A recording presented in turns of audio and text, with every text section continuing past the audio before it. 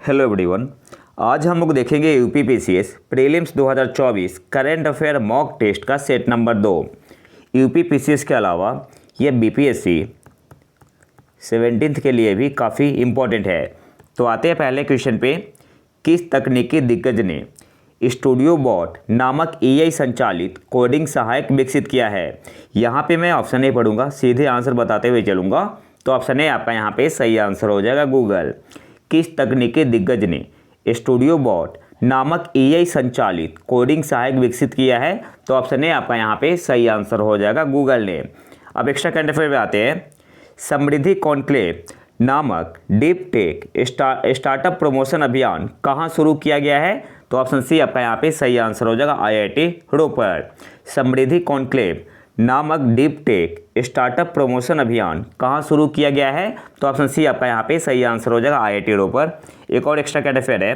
भारत का पहला talcum centre of excellence talcum उत्कृष्टता केंद्र किस राज्य में लॉन्च किया जाएगा? तो ऑप्शन ए आपका यहाँ पे सही आंसर हो जाएगा, उत्तर प्रदेश में। भारत का पहला टेलकम सेंटर ऑफ एक्सेलेंस किस राज्य में लॉन्च किया जाएगा? तो ऑप्शन ए आपका यहाँ पे सही आंसर हो जाएगा, यूपी उत्तर प्रदेश में। अगले क्वेश्चन पे आते हैं। हाल ही में किस राज्य ने 3D प्रिंटिंग तकनीक का उपयोग करके निर्मित अमेज 28 नामक अपनी पहली इमारत का उद्घाटन किया? सही आंसर यहाँ पे क्या होगा? ऑप्शन सी आपका यहाँ पे सही आंसर हो जाएगा, केरल। हाल ही में किस राज्य ने 3D प्रिंटिंग तकनीक का उपयोग करके निर्मित अमेज 28 नामक अपनी पहली इमारत का उद्घाटन किया? तो केरल ने। ऑप्शन सी आपका यहाँ पे सही आंसर होगा। अगले क्वेश्चन पे आते हैं। किस उत्तर पूर्व संस्थान को भारत सरकार से 5G प्रयोगशाला प्राप्त हुई? सही आंसर क्या होगा? ऑप्शन है आपका यहाँ पे सही आंसर हो जाएगा, एनआईटी मिजोरम को। किस उत्तर पूर्व संस्थान को भारत सरकार से 5G प्रयोगशाला प्राप्त हुई? तो ऑप्शन है आपका यहाँ पे सही आंसर होगा, एनआईटी मिजोरम को। एक्स्ट्रा करंट अफेयर पे आते हैं। संचार क्षेत्र मैकेनिकल ट्रांसपोर्ट बटालियन की कमान संभालने वाली सेना सेवा कोर की पहली महिला अधिकारी कौन बनी? तो ऑप्शन डी आपका यहाँ पे सही आंसर होगा, कर्नल सुचिता शेखर। संचार क्षेत्र मैकेनिकल ट्रांसपोर्ट बटालियन की कमान संभालने वाली सेना सेवा कोर की पहली महिला अधिकारी कौन बनी? तो ऑप्शन डी आपका यहाँ पे सही आंसर हो जाएगा, कर्नल सुचिता शेखर। अब फर्स्ट वुमेन से जितने भी करंट अफेयर बनते हैं वो सब देख लेते हैं। सबसे पहले गीतिका श्रीवास्तव को इस्लामाबाद में भारतीय उच्चायोग में प्रभारी के पद पर नियुक्त किया गया है और इस्लामाबाद में यह पद संभालने वाली पहली महिला राजनयिक होगी। क्या नाम है? गीतिका श्रीवास्तव। नेक्स्ट पॉइंट पे आते हैं। चंद्रानी प्रसाद वर्मा भारत की पहली महिला खनन इंजीनियर है। क्या नाम है? चंद्रानी प्रसाद वर्मा। नेक्स्ट पॉइंट पे आते हैं। महिला सर्जन मेजर पायल छाबड़ा देश की पहली पैरा कमांडो बनी है। महिला सर्जन मेजर पायल छाबड़ा देश की पहली पैरा कमांडो बनी है। नेक्स्ट पॉइंट पे आते हैं। कंबोडिया ने नेशनल असेंबली की पहली महिला अध्यक्ष के रूप में खुओन सुदरी के आसन चुनाव के साथ एक ऐतिहासिक उपलब्धि हासिल की है। किसने? खुओन सुदरी ने। किस देश से इनका संबंध है? कंबोडिया से। अगले पॉइंट पे आते हैं। आईपीएस अधिकारी सोनाली घोष 118 साल पुराने काजीरंगा राष्ट्रीय उद्यान और टाइगर रिजर्व के प्रमुख के रूप में कार्यभार संभालने वाली पहली महिला बनी है। क्या नाम है उनका? आईएफएस अधिकारी है सोनाली घोष। अगले पॉइंट पे आते हैं। पहली महिला आईआईटी निदेशक प्रीति अगलायम आईआईटी जंजीबार जो कि तंजानिया में है की प्रमुख बनी है। तो पहली महिला आईआईटी डायरेक्टर कौन बनी है? प्रीति अगलायम। अगले पॉइंट पे आते हैं। फांगनोन कोन्याक राज्यसभा की अध्यक्षता करने वाली नागालैंड से पहली महिला सांसद बनी। वह नागालैंड से राज्यसभा के लिए चुनी जाने वाली पहली महिला है और संसद या राज्य विधानसभा के किसी भी सदन के लिए चुनी जाने वाली राज्य की दूसरी महिला है। उनका नाम क्या है? फांगनोन कोन्याक। अगले पॉइंट पे आते हैं। ऑस्ट्रेलिया ने मिशेल बुलॉक को अपने केंद्रीय bank reserve bank of Australia की पहली महिला प्रमुख के रूप में नियुक्त किया है। क्या नाम है? Michel bullock. अगले पॉइंट पे आते हैं। जेन मैरियट पाकिस्तान में ब्रिटेन की पहली महिला उच्चायुक्त है। पाकिस्तान में ब्रिटेन की पहली महिला उच्चायुक्त कौन है, क्या नाम है उनका, जेन मैरियट। अर्जेंटीना की सेलेस्टे सोलो को विश्व मौसम विज्ञान संगठन की पहली महिला महासचिव नियुक्त किया गया है। अर्जेंटीना की सेलेस्टे सोलो को विश्व मौसम विज्ञान संगठन की पहली महिला महासचिव नियुक्त किया गया है। अगले पॉइंट पे आते हैं। नुसरत जहां चौधरी ने आजीवन संघीय न्यायाधीश के रूप में सेवा करने वाली पहली मुस्लिम महिला और पहली बांग्लादेशी अमेरिकी के रूप में पुष्टि हासिल की। नुसरत जहां चौधरी ने आजीवन संघीय न्यायाधीश के रूप में सेवा करने वाली पहली मुस्लिम महिला और पहली बांग्लादेशी अमेरिकी के रूप में पुष्टि हासिल की। नेक्स्ट पॉइंट पे आते हैं। संयुक्त राज्य अमेरिका की एमी ई पोप को हाल ही में अंतर्राष्ट्रीय प्रवासन संगठन के प्रत्यक्ष जनरल के रूप में चुना गया था और ये पहली महिला बनी थी। संयुक्त राज्य अमेरिका की एमी ई पोप को हाल ही में अंतर्राष्ट्रीय प्रवासन संगठन के प्रत्यक्ष जनरल के रूप में चुना गया था और यह पहली महिला बनी थी। नेक्स्ट पॉइंट पे आते हैं। भारतीय सेना की पहली महिला सूबेदार कौन बनी है, उनका नाम क्या है, प्रीति रजक। तो ये सारे इंपॉर्टेंट पॉइंट है। अब जो जितने भी पॉइंट आएंगे सारे इंपॉर्टेंट है। प्रीति रजक भारतीय सेना की पहली महिला सूबेदार है। भारत की पहली महिला पिच क्यूरेटर कौन बनी है, जयसिंधा कल्याण। और ये मोस्ट इंपॉर्टेंट है। भारत की पहली महिला पिच क्यूरेटर कौन बनी है, जयसिंधा कल्याण। अगले पॉइंट पे आते हैं। लेफ्टिनेंट कमांडर प्रेरणा देवस्थली नौसेना जहाज की कमान संभालने वाली पहली महिला अधिकारी बन गई है। उन्हें INS त्रिकंत के कमांडिंग ऑफिसर के रूप में चुना गया था। तो आपसे एग्जाम में पूछ सकता है नौसेना जहाज की कमान संभालने वाली पहली महिला अधिकारी कौन बनी, तो उनका नाम क्या है, लेफ्टिनेंट कमांडर प्रेरणा देवस्थली। अगले पॉइंट पे आते हैं। ग्रुप कैप्टन शालिजा धामी भारतीय वायुसेना में फ्रंट लाइन कॉम्बैट यूनिट की कमान संभालने वाली पहली महिला अधिकारी बन गई है। 2019 में वह वायुसेना में एयरफोर्स में फ्लाइंग यूनिट के फ्लाइंग कमांडर के पद पर पदोन्नत होने वाली पहली महिला अधिकारी बनी थी। तो ग्रुप कैप्टन शालिजा धामी भारतीय वायुसेना में फ्रंट लाइन कॉम्बैट यूनिट की कमान संभालने वाली पहली महिला अधिकारी बनी है और इससे पहले 2019 में वह वायुसेना में फ्लाइंग यूनिट के फ्लाइंग कमांडर के पद पर पदोन्नत होने वाली पहली महिला अधिकारी बनी थी। नेक्स्ट पॉइंट पे आते हैं। विंग कमांडर दीपिका मिश्रा भारतीय वायुसेना इंडियन एयरफोर्स में वीरता पुरस्कार पाने वाली पहली महिला अधिकारी बनी। आपसे एग्जाम में पूछ सकता है कि भारतीय वायुसेना में वीरता पुरस्कार पाने वाली पहली महिला अधिकारी कौन बनी, तो आंसर क्या होगा, विंग कमांडर दीपिका मिश्रा। अगले पॉइंट पे आते हैं। फायर एंड फ्यूरी कॉर्प्स की कैप्टन शिवा चौहान दुनिया के सबसे ऊंचे युद्ध क्षेत्र सियाचिन में तैनात होने वाली पहली महिला अधिकारी बनी और किस पोस्ट पे, कुमार पोस्ट पे। फायर एंड फ्यूरी कॉर्प्स की कैप्टन शिवा चौहान दुनिया के सबसे ऊंचे युद्ध क्षेत्र सियाचिन में तैनात होने वाली पहली महिला अधिकारी बनी। नाम क्या है, कैप्टन शिवा चौहान। अगले पॉइंट पे आते हैं। कैप्टन फातिमा वसीम सियाचिन ग्लेशियर पर ऑपरेशनल पोस्ट पर तैनात होने वाली भारतीय सेना की पहली महिला चिकित्सा अधिकारी बन गई है। सियाचिन ग्लेशियर पर ऑपरेशनल पोस्ट पर तैनात होने वाली भारतीय सेना की पहली महिला चिकित्सा अधिकारी कौन बनी है, तो कैप्टन फातिमा वसीम। अगले पॉइंट पे आते हैं।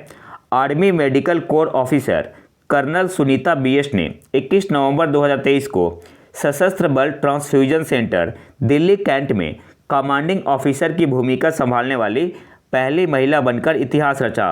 क्या नाम है, कर्नल सुनीता BS। अगले पॉइंट पे आते हैं। कैप्टन सुरभि जखमोला सीमा सड़क संगठन में विदेशी कार्यभार पर तैनात होने वाली पहली महिला अधिकारी बन गई है। महिला अधिकारी को प्रोजेक्ट दंतक के तहत कार्यों को लागू करने के लिए कौन से देश में भेजा गया था, भूटान में। तो ये भी पॉइंट इंपॉर्टेंट है, आपको याद रखना है। कैप्टन सुरभि जखमोला सीमा सड़क संगठन में विदेशी कार्यभार पर तैनात होने वाली पहली महिला अधिकारी बन गई है और महिला अधिकारी को प्रोजेक्ट दंतक के तहत कार्यों को लागू करने के लिए कौन से देश में भेजा गया था, भूटान में। नेक्स्ट पॉइंट पे आते हैं। स्क्वाड्रन लीडर मनीषा पाधी भारत की पहली महिला भारतीय सशस्त्र बल अधिकारी है जिन्हें देश के राज्यपाल के सहयोगी डी कैम एडीसी के रूप में नियुक्त किया गया है। और कौन से स्टेट के? मिजोरम। तो ये भी आपको याद रखना है, मिजोरम के राज्यपाल की बनी थी। स्क्वाड्रन लीडर मनीषा पाधी भारत की पहली महिला भारतीय सशस्त्र बल अधिकारी है जिन्हें देश के राज्यपाल के सहयोगी डी कैम एडीसी के रूप में नियुक्त किया गया है। नेक्स्ट पॉइंट पे आते हैं। इलेक्ट्रॉनिक्स और मैकेनिकल इंजीनियर्स कोर की कर्नल गीता राणा चीन के साथ पूर्वी लद्दाख सेक्टर में एक स्वतंत्र फील्ड वर्कशॉप की कमान संभालने वाली पहली महिला अधिकारी बन गई है।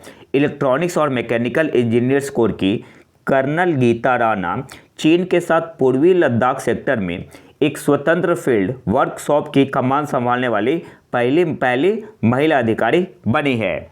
और हाँ, चैनल को सब्सक्राइब जरूर कर लें। अगले क्वेश्चन पे आते हैं। उत्तर प्रदेश सरकार ने हाल ही में किस स्थान पर आर्टिफिशियल इंटेलिजेंस सिटी विकसित करने की मंजूरी दी है? सही आंसर क्या होगा? ऑप्शन बी आपका यहाँ पे सही आंसर हो जाएगा, Lucknow.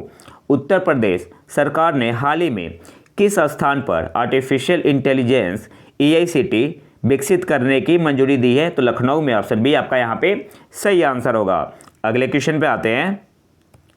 ICJS inter operable criminal justice system platform पर उच्चतम प्रवेश दर दर्ज करने में कौन सा राज्य लगातार तीसरे वर्ष प्रथम स्थान पर है? तो आंसर क्या होगा? ऑप्शन डी आपका यहाँ पे सही आंसर हो जाएगा, उत्तर प्रदेश। तो सबसे पहले तो आपको याद रखना है ICJS stands for inter operable criminal justice system. ICJS platform पर उच्चतम प्रवेश दर दर्ज करने में कौन सा राज्य लगातार तीसरे वर्ष प्रथम स्थान पर है? तो ऑप्शन डी आपका यहाँ पे सही आंसर होगा, उत्तर प्रदेश। मध्य प्रदेश सेकेंड पोजीशन पे है और बिहार का स्थान है तीसरा। अगले क्वेश्चन पे आते हैं। 2023 तक भारत के लिए कोकिंग कोयला बनाने वाले इस्पात का शीर्ष स्रोत कौन सा देश है? तो ऑप्शन ए आपका यहाँ पे सही आंसर होगा, ऑस्ट्रेलिया। 2023 तक भारत के लिए कोकिंग कोयला बनाने वाले इस्पात का शीर्ष स्रोत कौन सा देश है? तो ऑप्शन ए आपका यहाँ पे सही आंसर हो जाएगा, ऑस्ट्रेलिया। अगले क्वेश्चन पे आते हैं। हाल ही में पीएम मोदी ने उत्तर प्रदेश के किस जिले में 19,100 करोड़ रुपए से अधिक की विकास परियोजनाओं का अनावरण किया? तो सही आंसर यहाँ पे क्या होगा? बुलंदशहर में। ऑप्शन सी आपका यहाँ पे सही आंसर होगा। हाल ही में पीएम मोदी ने उत्तर प्रदेश के किस जिले में 19,100 करोड़ रुपए से अधिक की विकास परियोजनाओं का अनावरण किया? तो ऑप्शन सी आपका यहाँ पे सही आंसर हो जाएगा, बुलंदशहर। अगले क्वेश्चन पे आते हैं। नोट्रे डेम कैथेड्रल जो हाल ही में खबरों में था किस शहर में स्थित है? तो ऑप्शन बी आपका यहाँ पे सही आंसर हो जाएगा, पेरिस में।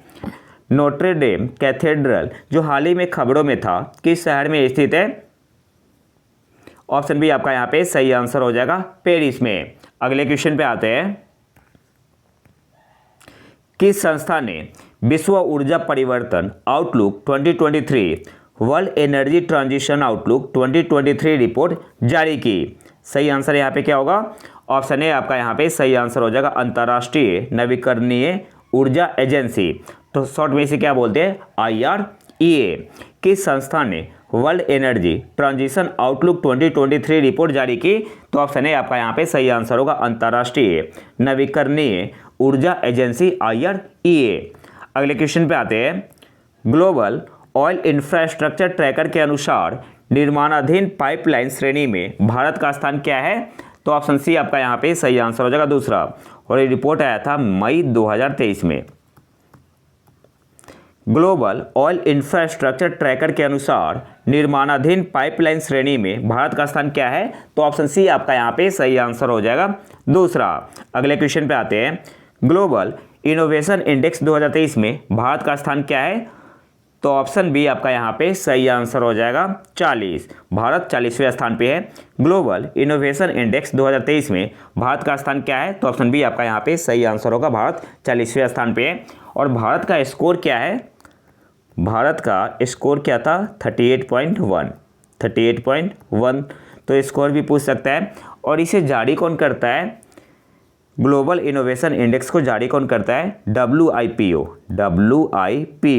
World intellectual property organisation. अब यहाँ से कुछ इंपॉर्टेंट पॉइंट देख लेते हैं। कौन सा देश टॉप पे है, तो टॉप पे है आपका स्विट्जरलैंड, टॉप पे है स्विट्जरलैंड। स्विट्जरलैंड आपका पहले स्थान पे है। स्विट्जरलैंड के बाद है स्वीडन, स्वीडन है दूसरे स्थान पे। तीसरे स्थान पे है यूएस के बाद है यूके आपका चौथे स्थान पे है। यूके के बाद है सिंगापुर, सिंगापुर पांचवें स्थान पे है। सिंगापुर के बाद है फिनलैंड, आपका फिनलैंड के बाद है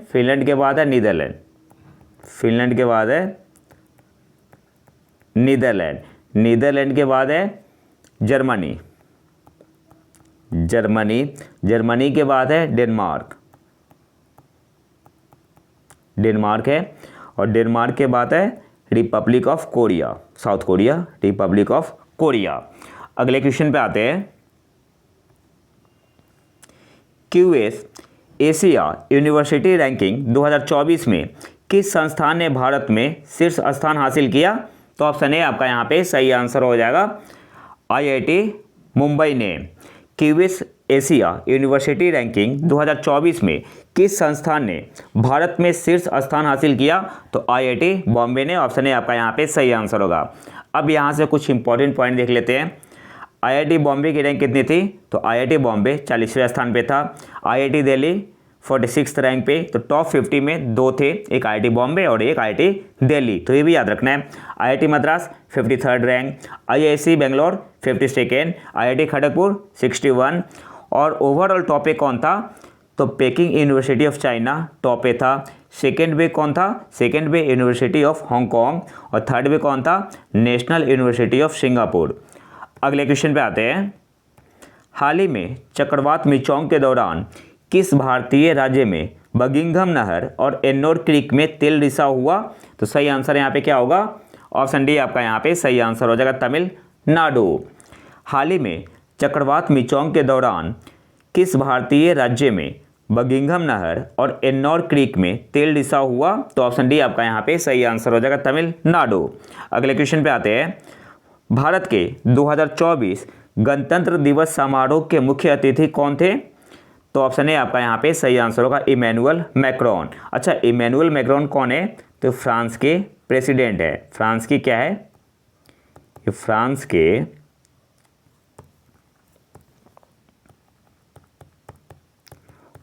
प्रेसिडेंट है। अच्छा, फ्रांस के PM कौन बने हैं, इनका नाम पूछ सकता है, नए बने हैं। इनका नाम है गैब्रियल अटल, गैब्रियल अटल, और ये यंगेस्ट PM बने हैं 34 साल के एज में, तो ये भी आपको याद रखना है। इसके अलावा यहाँ से कुछ इंपॉर्टेंट पॉइंट देख लेते हैं। थीम क्या थी, the theme of Republic day 2024, तो आंसर क्या होगा, विकसित Bharat, developed India and Bharat लोकतंत्र की मातृका, India mother of democracy. Republic day 2024 की थीम क्या थी, विकसित Bharat, developed India and Bharat लोकतंत्र की मातृका, इंडिया मदर ऑफ डेमोक्रेसी, ये थीम थी। इसके अलावा जो शेख हसीना है, बांग्लादेश की प्राइम मिनिस्टर है, और इनकी एक बेटी है जिनका नाम है, शेख हसीना की डॉटर है जिनका नाम है साइमा वाजेद, ये क्या बनी है, रीजनल डायरेक्टर बनी है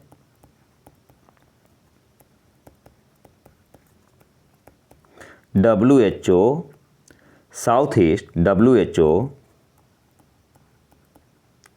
south east Asia region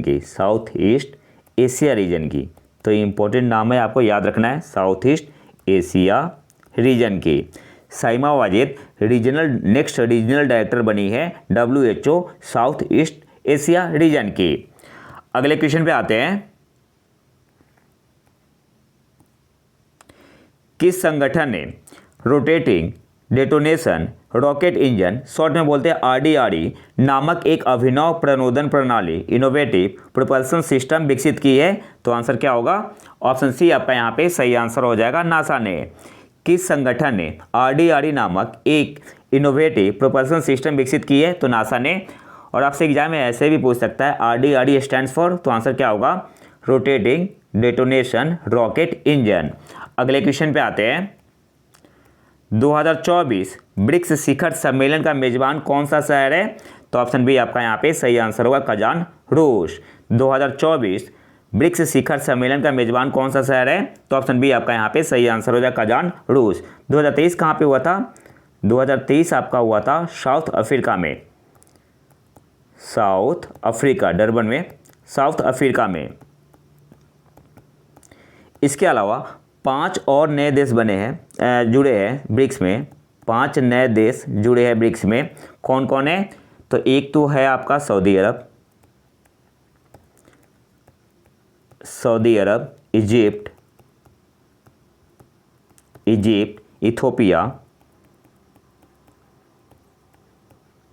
Ethiopia, Iran और UAE।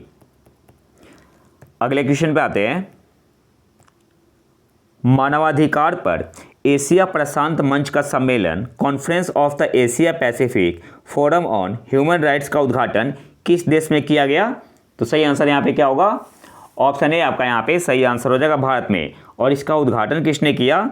तो उद्घाटन किसने किया था? प्रेसिडेंट द्रौपदी मुर्मू जी ने। ये भी पूछ सकते हैं एग्जाम में, तो आपको पता होना चाहिए। इनोग्रेट किसने किया? द्रौपदी मुर्मू जी ने। मानवाधिकार पर एशिया प्रशांत मंच का सम्मेलन conference of the Asia Pacific forum on human rights का उद्घाटन किस देश में किया गया? तो ऑप्शन ए आपका यहाँ पे सही आंसर हो जाएगा, भारत में।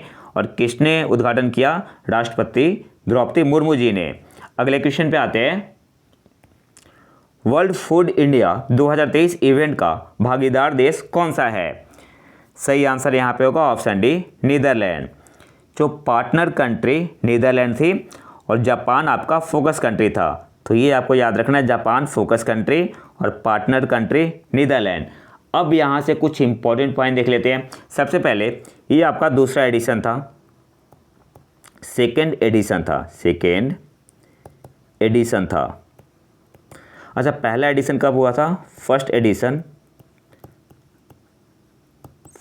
एडिशन आपका कब हुआ था? 2017 में। पहला एडिशन आपका हुआ था 2017 में। इसका मैस्कॉट क्या था? मैस्कॉट भी पूछ सकता है। तो इसका मैस्कॉट था, पहले मैस्कॉट देख लेते हैं। वर्ल्ड फूड इंडिया 2023 इसका मैस्कॉट क्या था? मिल इंड। मिल इंड का मतलब क्या हुआ? इसको ऐसे लिख सकते हैं, मिल प्लस इंड। मिल का मतलब हुआ मिलेट, मिल का मतलब क्या हुआ? मिलेट।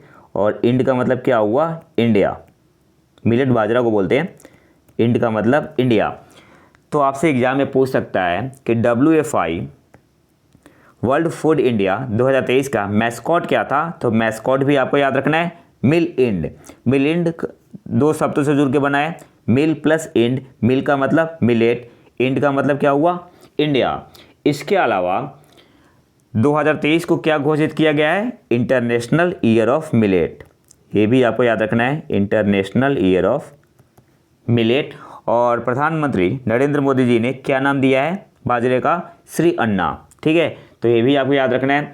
इसके अलावा इसकी थीम क्या थी? 2023 की sustainable development processing for prosperity.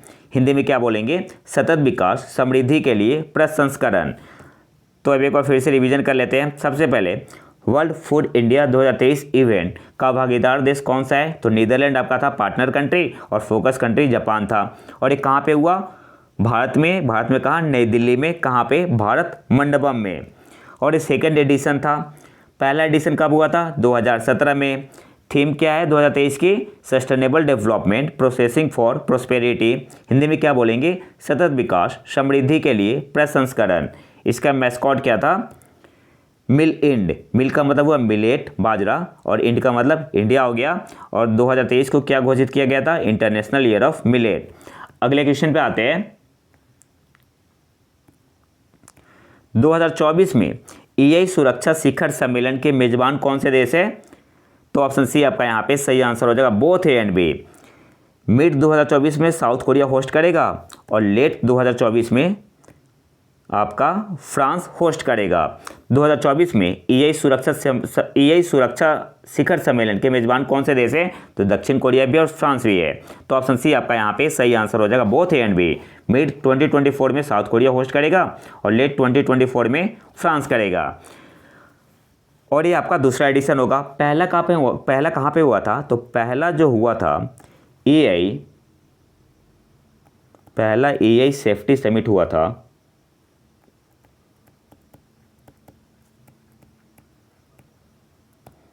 ये आपका कहाँ हुआ था? यूके में। कहाँ हुआ था? यूके में 2023 में हुआ था। और कहाँ पे? बेलेजली पार्क।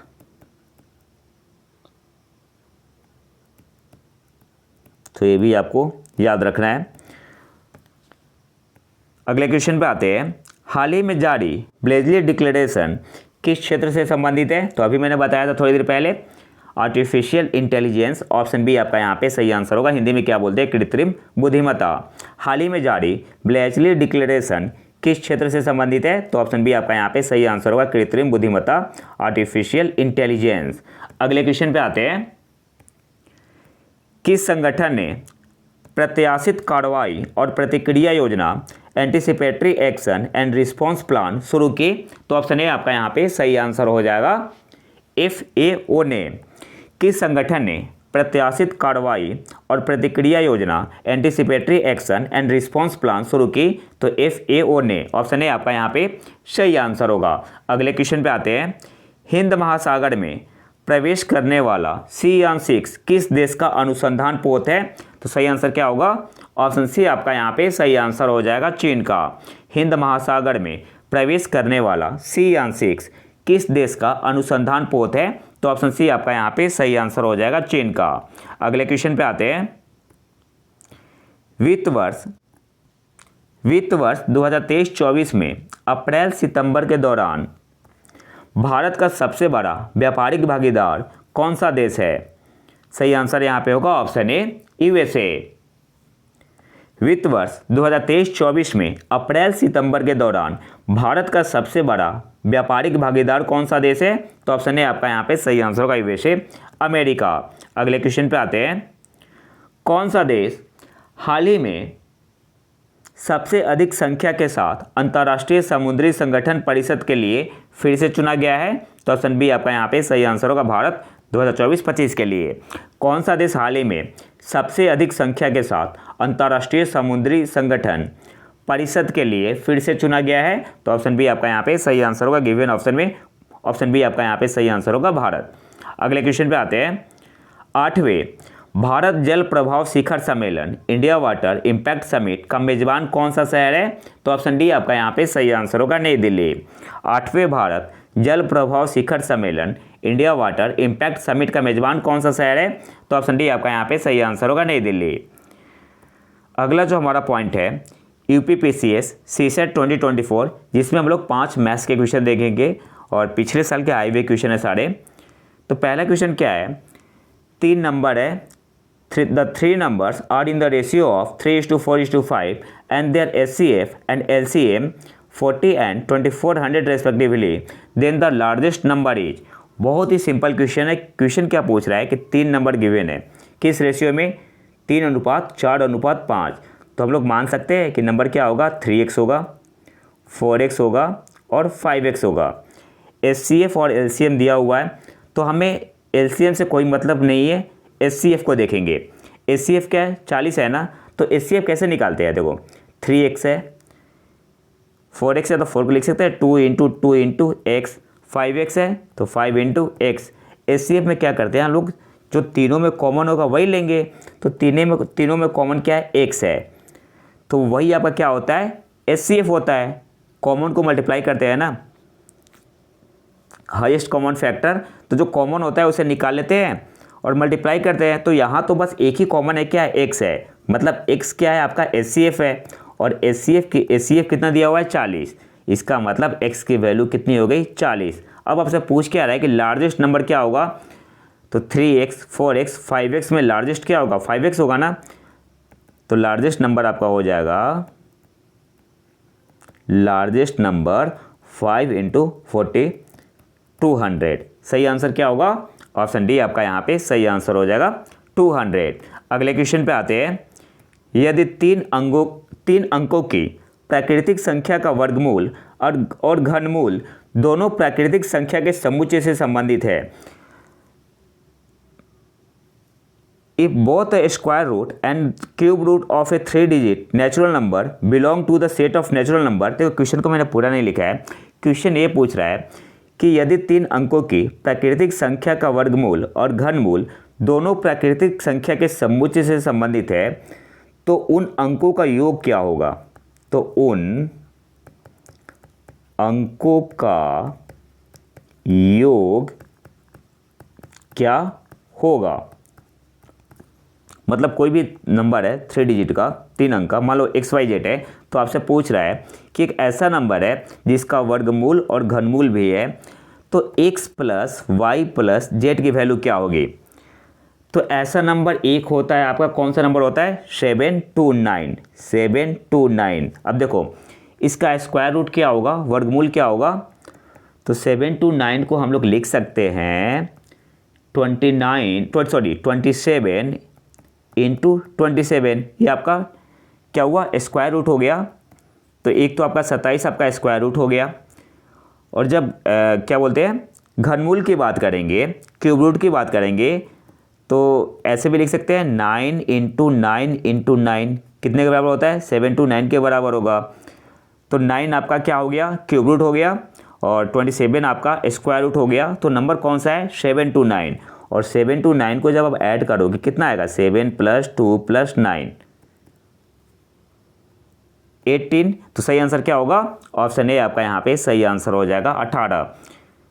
729 का स्क्वायर रूट आपका हो जाएगा 27, और क्यूब रूट कितना हो जाएगा, क्यूब रूट आपका हो जाएगा घनमूल 9। ठीक है, और वो संख्या कौन सा है, 729, और ऐड करो डिजिट को तो क्या आएगा, 7 + 2 + 9 18। ऑप्शन ए आपका यहाँ पे सही आंसर होगा। अगले क्वेश्चन पे आते हैं।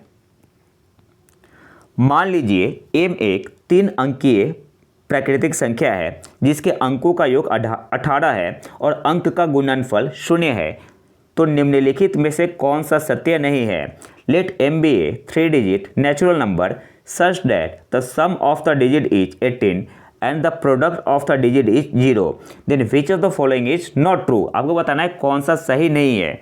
अब इस क्वेश्चन को आसान क्या बना रहा है, product of the digit is 0, मतलब 3 डिजिट में एक डिजिट आपका 0 होगा। ये आपका रहा और ये आपका रहा। ठीक है, मतलब 3 में एक डिजिट आपका 0 होगा, तो ये 0 या तो यहाँ पे होगा या यहाँ पे होगा, यहाँ पे तो होगा नहीं क्योंकि 3 डिजिट का है। अब देखो इस केस को लेके चल रहे हैं, पहले वाले केस को, ये फर्स्ट केस हो गया आपका और सेकंड केस हो गया। अब ये क्वेश्चन इजी क्यों है, product of the digit is 0, तो मतलब एक डिजिट आपका क्या होगा, 0 होगा ही होगा।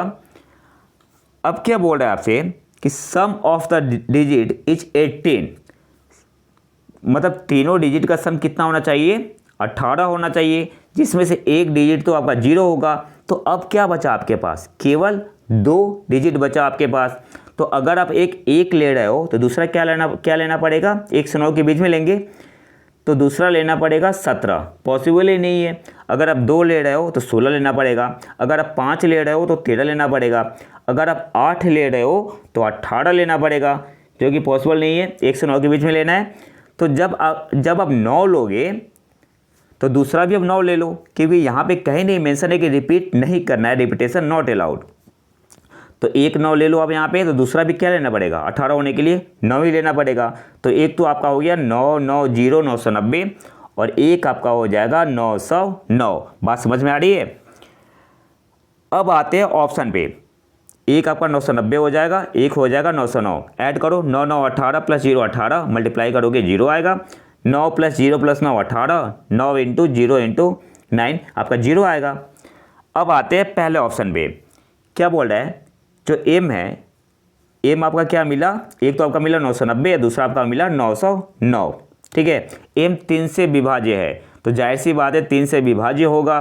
बी क्या है, या तो एम 10 से विभाज्य है या 101 से विभाज्य है, तो 10 से आपका विभाज्य है 990 और 101 909 101 से विभाज्य है, तो बी भी आपका सही है। हमें चेक करना है कौन सा सत्य नहीं है। सी क्या है, या तो एम विषम है या 11 से विभाज्य है, तो हाँ एम ऑड भी है आपका, एम आपका यहाँ पे देख लो ऑड है, एम आपका यहाँ पे ऑड है और 11 से विभाज्य है, तो ये भी सही है। तो यहाँ पे या जो मेंशन है ना, ये इंपॉर्टेंट पॉइंट है। क्या बोल रहा है, या तो एम विषम है, ठीक है, या 11 से विभाज्य है, तो दोनों में से अगर कोई भी सही है तो ऑप्शन आपका वो सही होगा। ऑप्शन डी पे आते हैं, एम 9 से विभाज्य है, ठीक है 9 से विभाज्य है और 13 से विभाज्य है। यहाँ पे और नहीं है, यहाँ पे क्या है, एंड है। मतलब ये बोल क्या रहा है, एम 9 से भी विभाज्य है और 13 से भी विभाज्य है, तो 13 से विभाज्य नहीं है, 13 से विभाज्य नहीं है। तो सही आंसर क्या होगा, ऑप्शन डी आपका यहाँ पे सही आंसर होगा। अगले क्वेश्चन पे आते हैं, सिंपल क्वेश्चन है और इस क्वेश्चन को सिंपल बना रहा है प्रोडक्ट ऑफ द डिजिट 0। और अगले क्वेश्चन पे आते हैं, दो सिलेंडर ए और बी के आधार की त्रिज्याएं 3:2 में है और उनकी ऊंचाई n अनुपात 1 में है, 1 के अनुपात में है, तो सिलेंडर ए का आयतन सिलेंडर बी के आयतन का 3 गुना है, तो n का मान बताइए। तो देखो हम क्या जानते हैं, सिलेंडर का वॉल्यूम क्या होता है,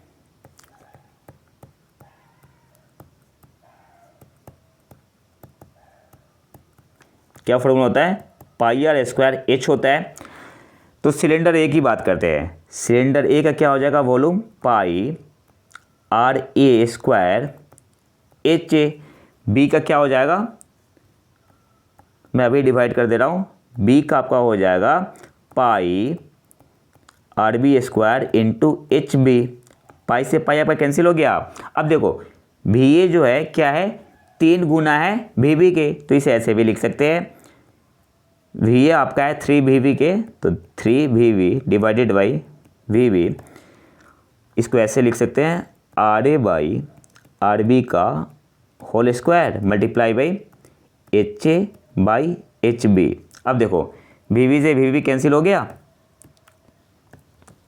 क्या बचा आपके पास, इधर 3 बच गया। अच्छा आर ए और आर बी का रेशियो क्या है, 3:2, इसका मतलब हम लिख सकते हैं 3/2 का होल स्क्वायर, और h A by H b कितना है, n अनुपात 1 में है, तो n/1। सॉल्व करो इसे आप, तो 3 = 9/4 इंटू n, 3 3 जा 9, तो n की वैल्यू कितनी हो जाएगी, 4/3, ठीक है। तो सही आंसर क्या हो जाएगा, ऑप्शन ए आपका यहाँ पे सही आंसर हो जाएगा 4/3। इसके अलावा यहाँ से आपको 2 फॉर्मूला याद कर रख लेना है, यहाँ से पूछ सकते हैं एग्जाम में, और वो फॉर्मूला क्या है मैं एक्स्ट्रा पेज में ऐड कर दे रहा हूँ।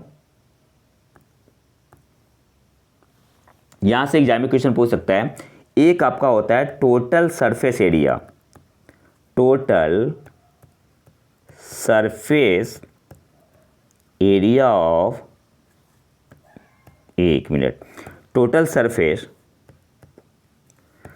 सरफेस एरिया ऑफ सिलेंडर,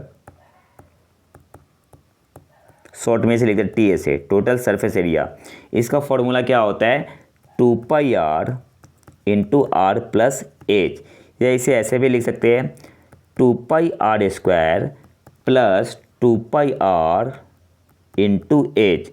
और ये जो टर्म होता है ना 2πr इंटू एच, ये क्या होता है आपका, कर्व सरफेस एरिया होता है, कर्व सरफेस एरिया।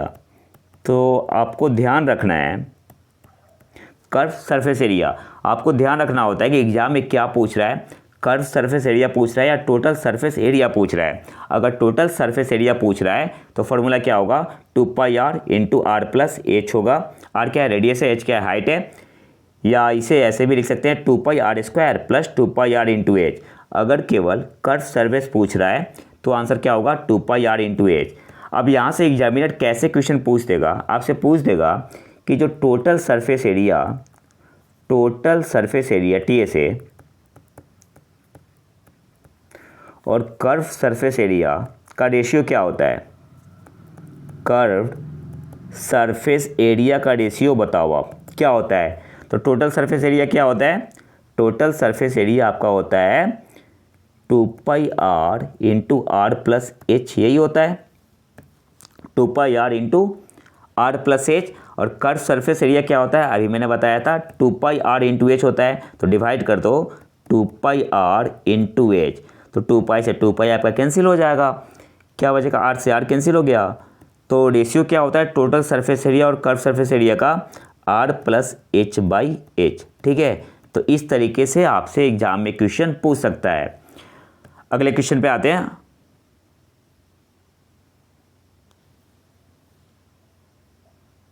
हाँ सही है।